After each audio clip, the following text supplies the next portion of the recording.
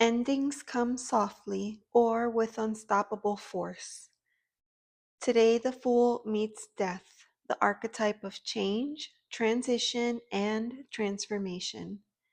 This is the card of the endings that make way for new beginnings.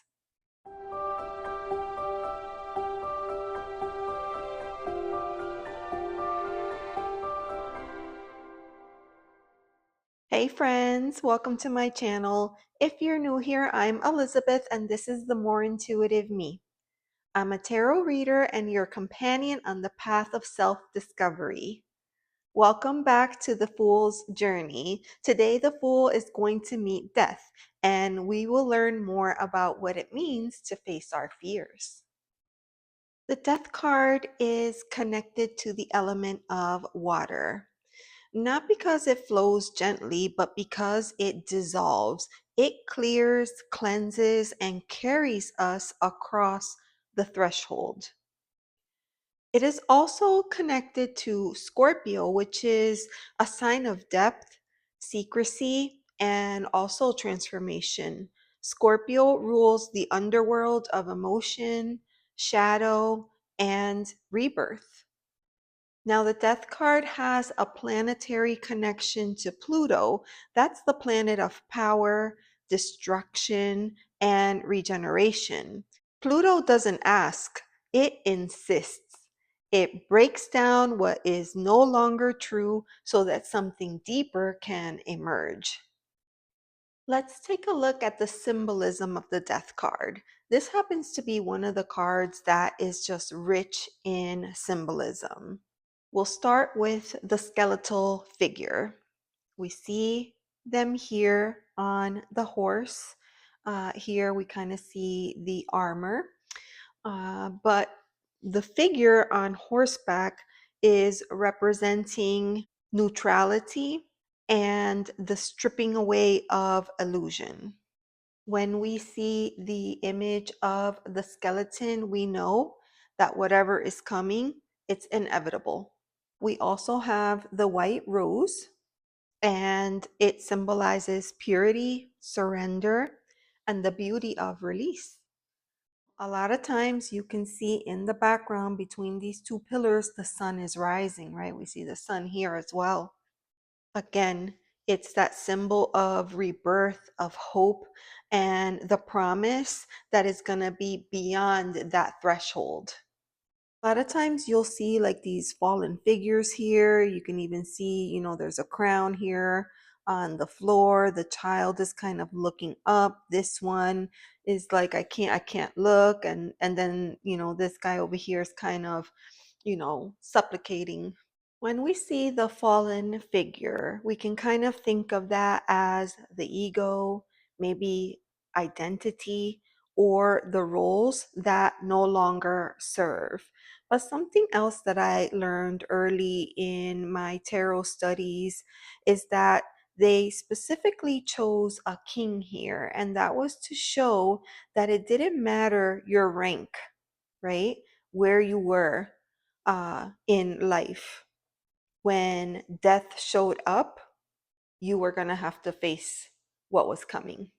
Now, over here, we could see this is meant to symbolize water. And there's actually water in the back of the card here. And let me pull this up a little closer. You can see it there. There's even like a little ship, right? And so the water, of course, is that connection to the water element, but it's also connected to emotion and to the idea of a spiritual crossing. And I'm going to say this again because a lot of times when the death card shows up in a reading, a lot of people are like, oh no, but it it doesn't show up because it's coming in to destroy. It is transforming, right? It's asking, what are you ready to release so that something truer can live? I always like to share, a few examples of what this could look like in our day-to-day life, right? In real life, we're not going to see a skeleton in armor approach us on a white horse with a flag talking about it's time, right? It can signify that it's time to let go of a role that you've been playing, or an identity that you're clinging on to, or perhaps a relationship that no longer fits. No, a lot of times I feel like we keep up with relationships because maybe they feel obligatory, maybe they're a blood relative, or you stick with a person because you have quote unquote history, together. It could also be ending a project or a cycle in order to make space for something new. And I'll share a personal example. Recently, I spent, I don't know, 40 minutes filming a video, and then probably 30 minutes into the editing process, I felt the need to click the delete button. I just I just felt like this was not it wasn't anything like what I hoped for, and I wanted to hold on to it because I worked hard, on the video, and I wanted to see if there was a way that I could try and salvage it, but I decided that I wasn't going to put myself through that, and I just like delete, and then immediately it was like this weight was lifted off of my shoulders. It was incredible. Now, how else can death show up in our everyday life? Well, it could be shedding beliefs or even habits that, felt necessary. This could be religious beliefs, or it could be other beliefs. It's the end of the night. I have to have a sweet treat because that's what I do. And it makes me feel better and I feel comforted. And it's like a little gift that I'm giving to myself. No, that's just, you don't need to do that every single night, right? That's something that we tell ourselves. So it could be as simple as that. But it could also be, something bigger, maybe staying in a job because you feel like you have to. Maybe you feel a sense of loyalty towards the person, or maybe it's a job that you've been doing for so long that you could do it with your eyes closed. Or maybe you're staying there because it's a good salary or they have a great benefit package, but every day you're silently miserable. Another personal favorite, the idea that, oh, I have to change my plans for this person because I love them and I want to accommodate them and I want to show them how much I care for them. But no, we don't always have to change everything that we want to do to accommodate somebody else all the time. Now, death in everyday life could also be grieving what was, even when you know that there's something new coming. And I'll give you a perfect example. When my son was younger, uh, I decided that I wanted to buy myself a new kitchen table. Who would have thought that this would become the thing that would devastate, right, the family? My son was completely attached to the table and he like couldn't fathom the idea of letting it go.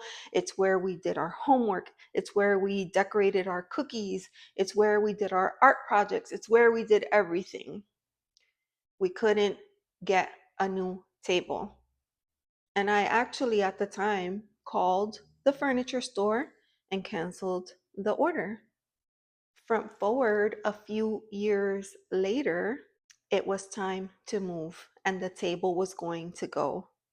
And again, he insisted on keeping the table. And I said, okay, fine, then let's get rid of your bed. We'll put the table in your room and you can sleep on top of it.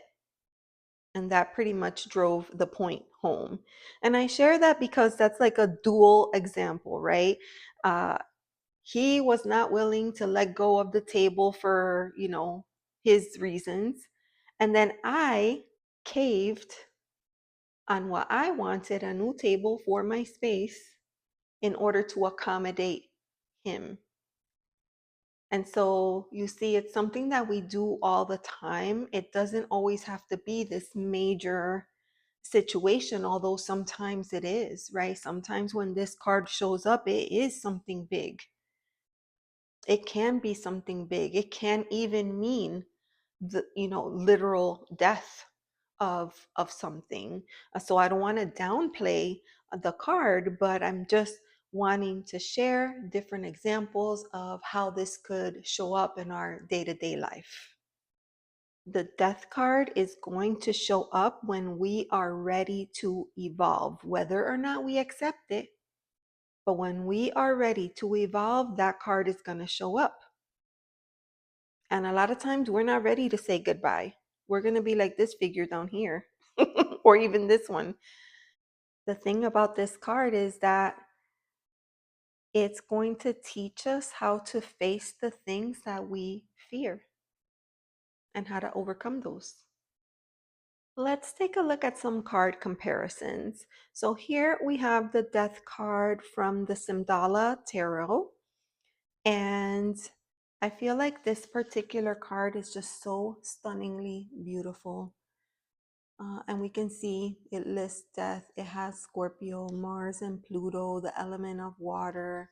It gives you information here with regards to the tree of life as well as an activation.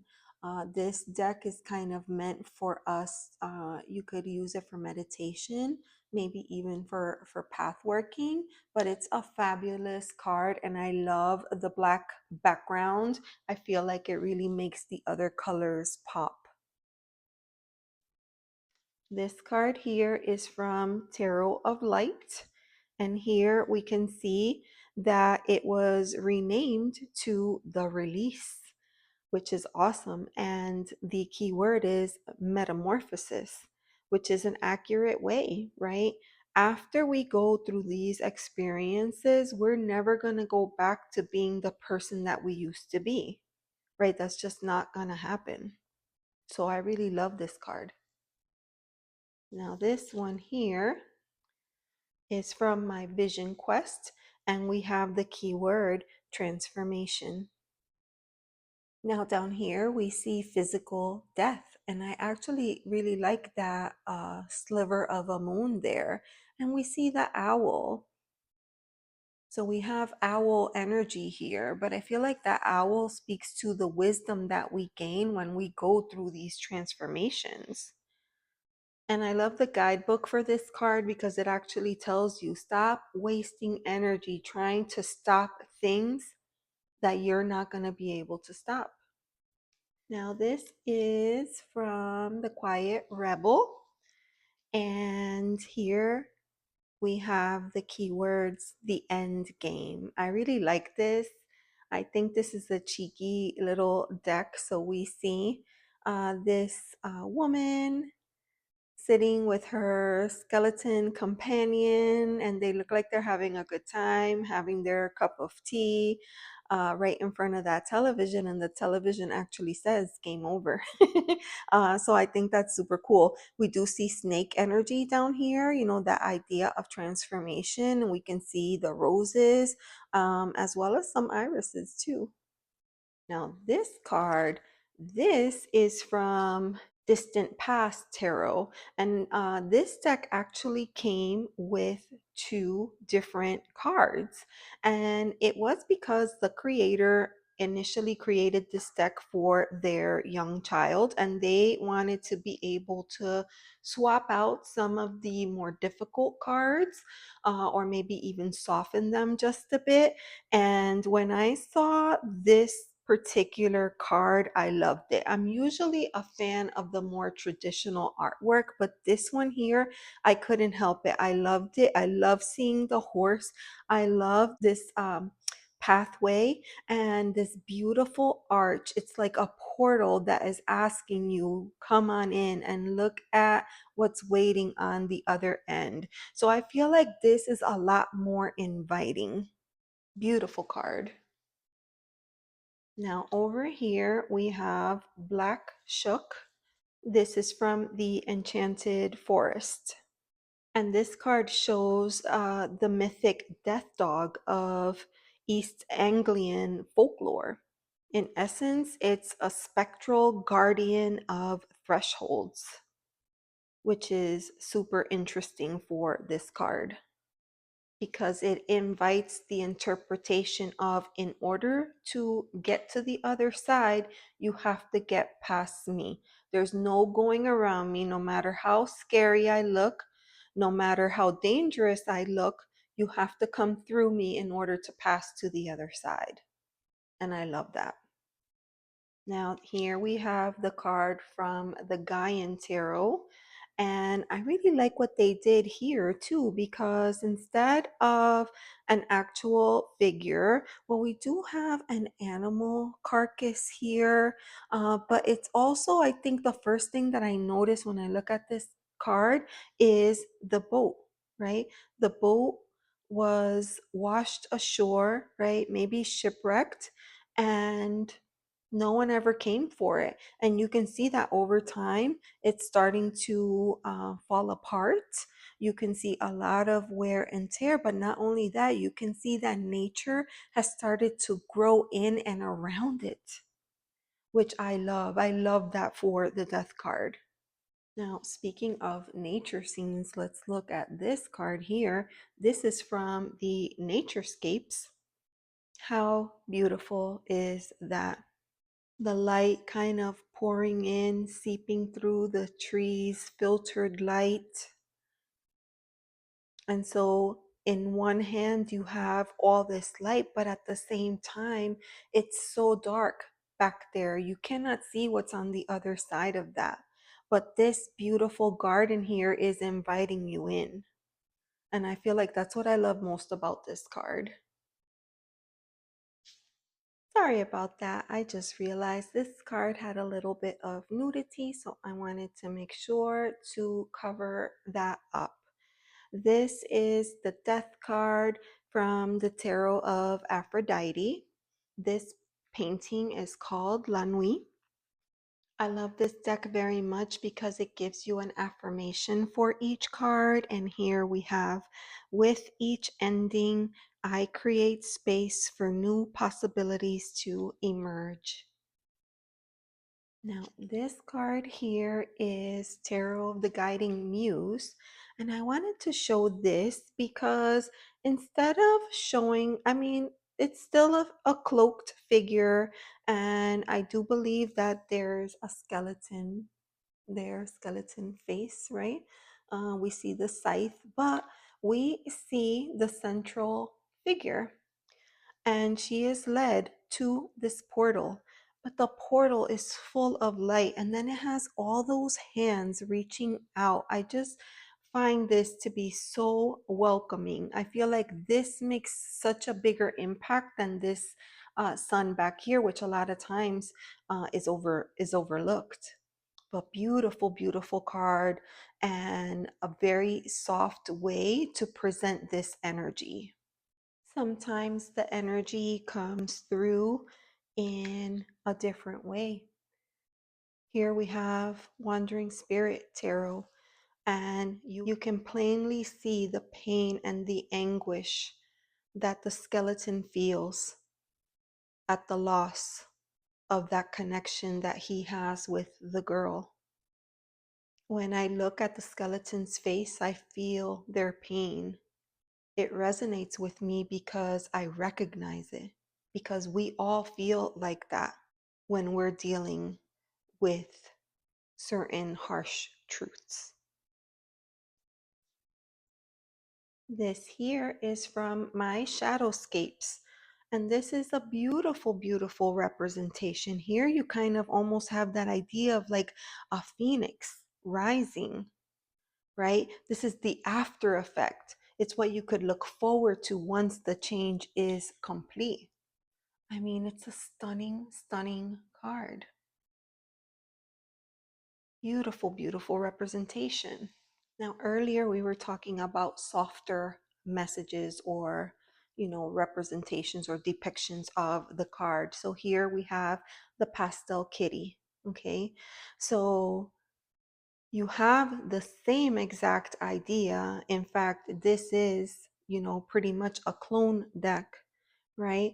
But somehow the presence or the energy of a death feels different. Even though you have this fallen figure here, this one running one way, this one running another way, regardless of whether this image shows up for you or this one, the message is still the same. I'm going to show a card that is a very stark contrast to this one, which is overloaded with symbolism. Here we have the Death card from the Grief Tarot. Another cartoon, if you will, deck. The art is incredibly simple, but somehow when you look at this card, I feel like it stops you in your tracks. When I see this figure looking at this shadow version, I'm like, wow. When I look at this, I don't need to see anything else. I get it. I'm picking up what you're putting down. Here is the Death card from the Nightmare Before Christmas. You know, this shows the opposite of one of the other cards that I was looking at. So over here, you see this really welcoming space, but here, all you get is the cemetery, right? It's dark, it's eerie, there's nobody there. It doesn't look enticing or appetizing. This is probably how it feels to us when we're on this side. Nothing about this change feels like, yeah, do it, right? Whereas this one is like, oh, well, maybe there's something worth looking at there. Now, over here, we have the Death card from the Bohemian Gothic. This card always makes me smile. It's like this skeleton coming down this corridor with that red shawl or cape or scarf, and then they're carrying the hourglass. Look at that. The hourglass, like time's a wasting. Here I come. And he almost looks like he's smiling. Like, here I come, ready or not. Like, that's what it reminds me of. Ready or not, here I come. Oh, this deck is too much. Here's another one that I think is pretty funny. And this is from the Dark Mansion. And this death figure is like, woe is me. You know, this gives me like Eeyore vibes. Like, I'm just sitting here, nothing to do. Or wish somebody would be willing to give something up so I could do my work. But until then, I'll just sit here waiting. I adore this card. This card gives you that vibe of it's been time for you to make the change. What is it that you don't understand? It's time. It's time to do it. So I love that card. Now, this card I think is very interesting. This is the Death card from the Mermaid Tarot. And this one kind of has, like, you could see the fisherman in the boat above, and then you can see the merfolk under the water. And this looks so dark and murky and awful. And it just appears like there was an oil spill, right? And this figure's trying to help the bird, but there's all this other stuff happening under the water. And this card kind of goes that as above so below route, right? Like what happens on the surface of the ocean, that has a deep impact into what happens underneath. I'm going to end it with this card here. This is the Death card from Cirque du Tarot. Now, I've shown this deck many, many times. I love this deck, and it has unexpectedly become a shadow work deck for me. I feel like this deck, they were just so creative when they put this together. So here we have the Death card. And if you're not familiar with this deck, this is, here's the curtain for the stage, and then there's what was a figure here. There's clothing. You could see spirit coming out of the hat, and you see a knapsack there. So What if I said that the clothing belonged to the high priestess? The knapsack is what's left of the fool, and the hat was what was left of the magician. I feel like this card does an excellent job of letting you know that at some point we all have to exit the stage, okay? Sometimes it's the costume that's a problem, it doesn't serve you, right? Sometimes you need to switch your role. And the book talks about the ghostly echoes of the version of you that you left behind. And I love that because if we remember, this is the fool's journey. And the fool met with the magician, who then met with the high priestess and has done all of these things on the fool's journey. And now they are experiencing death and transformation. And how is that going to show up? Very, very clever little deck here. Hopefully you can see with the different cards that I've shown that death is not meant to come and chase us down, right? It waits. And when we are ready, that is when death will walk beside us. Friends, if you love tarot and this content resonates with you, please make sure to like and subscribe. Tap the bell icon so that you don't miss any upcoming videos. And thank you so much for being here. Let's do a 3-card reading so that we can kind of tap into that energy of death. So for today, I'm going to use my Wandering Spirit Tarot. I feel like this is a perfect deck to explore this energy. So we'll give it a shuffle here. We're going to be pulling 3 cards. And the first one is, what am I being asked to release or let die? Right here. The Hanged Man. All right. Card number 2 is going to be, what transformation is quietly unfolding? What transformation is quietly unfolding? Okay. We're going to go with 1 here. Ooh, 9 of Swords. All right, I'm tempted to pull out the one that was stuck with it. What do you know? 5 of Wands. See, everything happens for a reason. I try to tell you. I was going to try to get out of it, but no. All right, card number 3. What support helps me honor the transition with grace? What support helps me honor the transition with grace? 5 of Pentacles. Wowzers. All right, so this is going to be a toughie. Okay, hold on. I'm going to do it so we can get all the cards. Can we do that for once?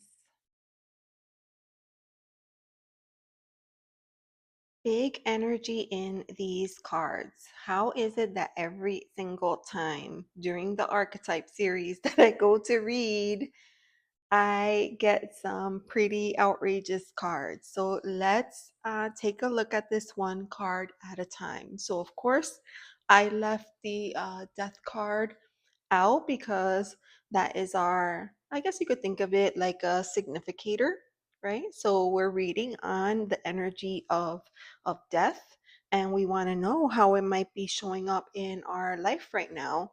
So this reading is quite specific, and my guess is that this may not resonate with all, but let's go with it and kind of see, because there could be bits that could resonate for different people depending on what's happening in your life. So question number 1, what am I being asked to release or to let die? Immediately when I look at this Hangman energy, I get the sense that perhaps some of us may be in this hangman state. And perhaps we've been there for a while, right? We've taken some time to pause, to try to look at things from a different perspective, to think through where we are and what we want to let go of. And I think that's a beautiful part of that hangman energy, that a lot of times when they're hanging upside down, in fact, in many cards, we could see that the figure, something is coming out, right, of their pockets sometimes. And it's that idea of that sometimes in this energy, you kind of have to let something go in order to be ready. And I think it's telling that this card that we got is card number 12, which is just before the death card.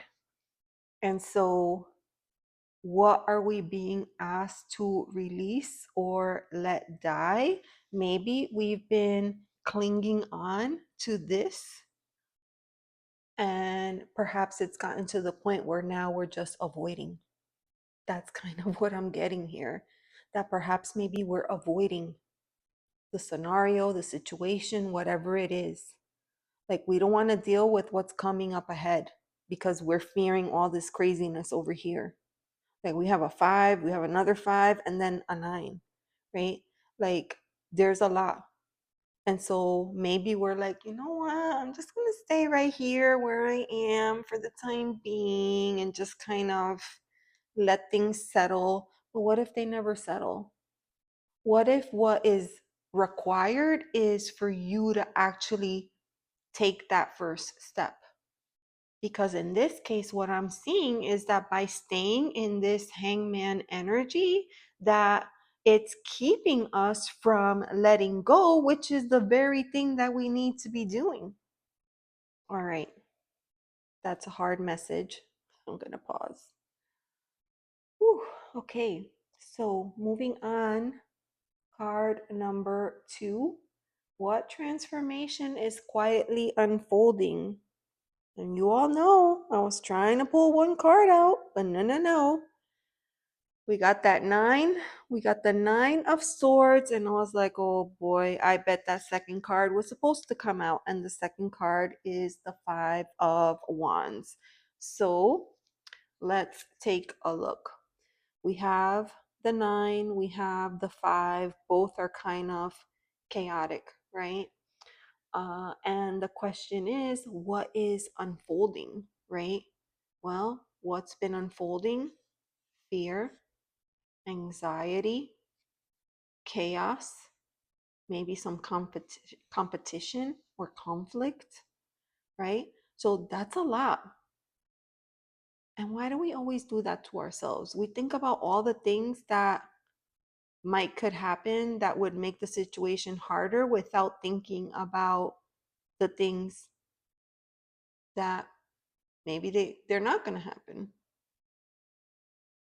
Maybe they're not going to happen. So what transformation is quietly unfolding is that perhaps maybe we're spending way too much time overthinking about everything.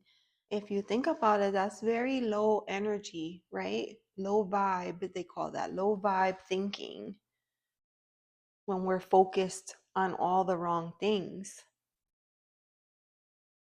You know, maybe we should be focused on this here instead. That could be transformation that's quietly unfolding.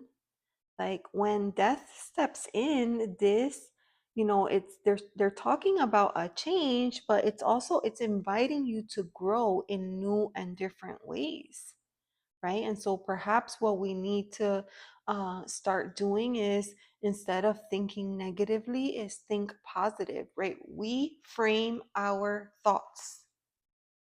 Our thoughts have a lot of power, as do our words. And so, if we start a situation like this of change and transformation with the idea of this is going to be awful, this is never going to work, we're just going to butt heads all the time, I can already tell what's going to happen, yada, yada, yada. Well, guess what's going to happen? exactly that, because that is what you have been putting out into the universe, right? All right, so then we have card number 3. What support helps me honor the transition with grace? Honor the transition with grace. Think about that. Because in the Five of Pentacles, let me dig it out real quick. So usually this is what we have, right? In the Five of Pentacles, we normally have these two people who have clearly seen better days, and they could use some help. And sometimes our pride gets in the way and we don't ask for what we need. We're like, oh, we don't need their pity. I don't need you looking at me that way. I don't like it when you give me those sad puppy dog eyes, blah, blah, blah, blah. But maybe that's what you have to let go of, right? Because this position number 3 is asking us, where can we find comfort or guidance? How ironic that it's the Five of Pentacles, the card that says, if you just stop for a minute and look, you could see that there's always help accessible. You just have to be open and willing. I'm so sorry. I'm distracted by the beautiful birds that are singing outside. They're trying to say, hurry up and come outside. Come play with us. Okay, I'm coming. Oh my goodness. This is such a great reading. All right. So let's recap right quick. So we pulled these cards here for the energy of death, right? And the question was, well, how is this energy showing up in our lives right now? We wanted to know, what is it that we are being asked to release or let go? And I was getting that perhaps we've been in this hangman energy for way too long, and we're almost kind of avoiding the situation, right? And then for card number 2, what transformation is quietly unfolding, right? Like, how is this change inviting me to grow in different ways?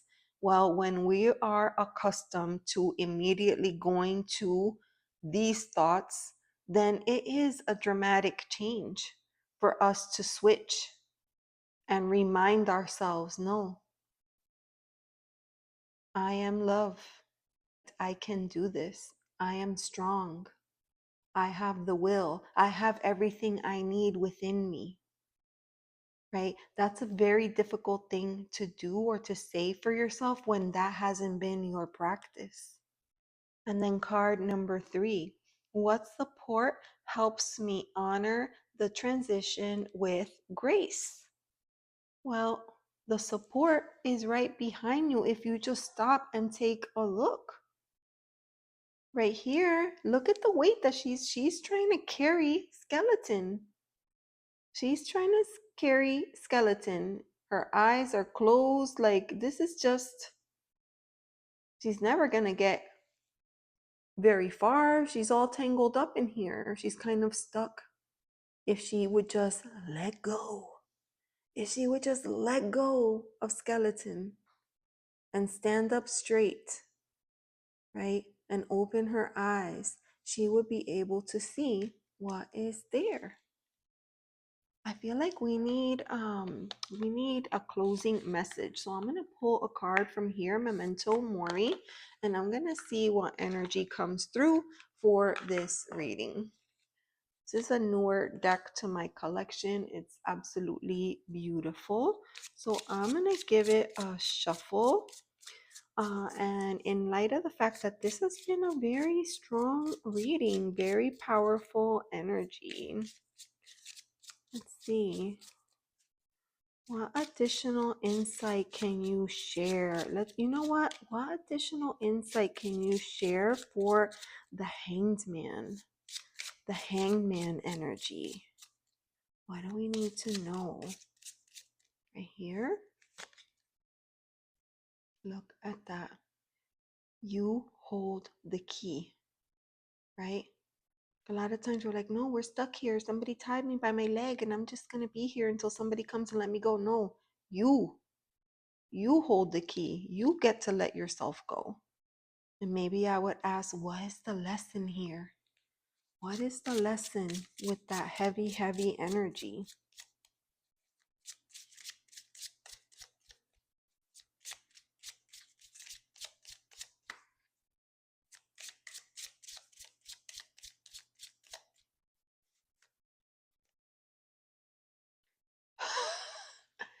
Embrace your shadow, right? We all do it, right? Who are we kidding? We all do this. We all sit up at night worried about all kinds of things.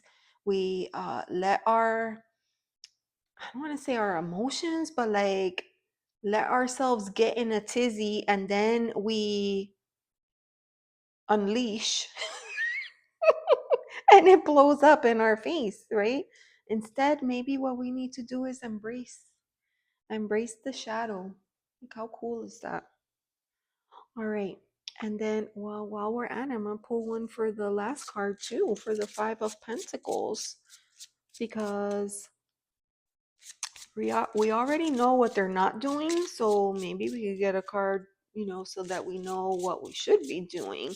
Where can we find comfort or guidance, right? How can we honor the change with grace?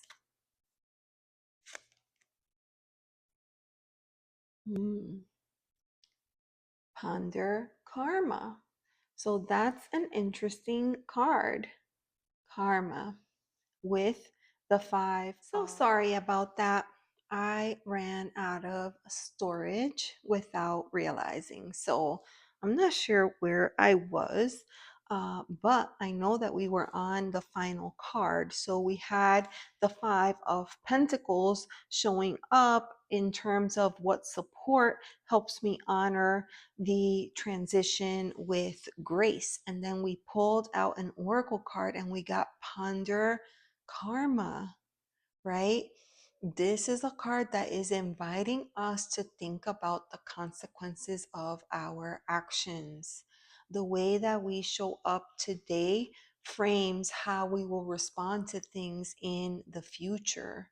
And so if we continue to stay in this mentality, right, this mindset, if we continue in this pattern of avoidance, then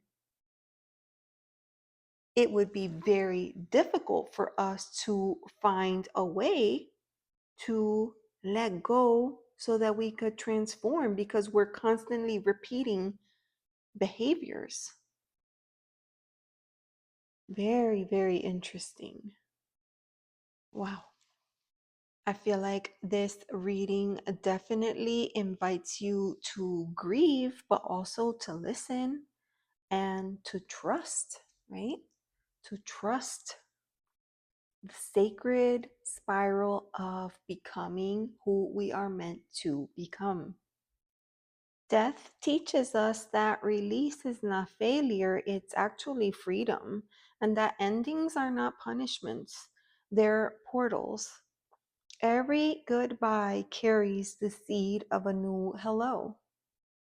Next, on the Fool's Journey, we will meet Temperance, the archetype of integration, alchemy, and sacred balance.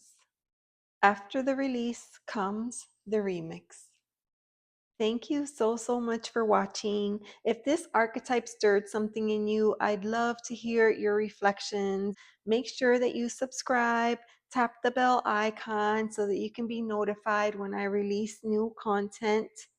Let's stay connected as we continue unlocking the tarot. And until next time, let go with grace and stay open to the possibilities.